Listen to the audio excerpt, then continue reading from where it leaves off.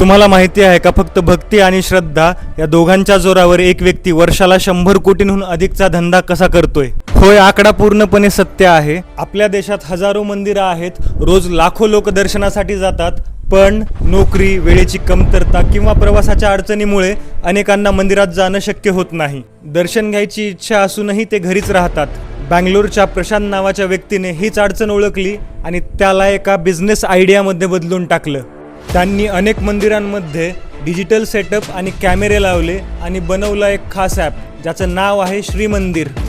या श्रीमंदिर ॲपवर तुम्ही तुमच्या आवडत्या मंदिरात लॉग इन करू शकता आणि घर बसल्या डिजिटल आरती, हवन किंवा दर्शन घेऊ शकता.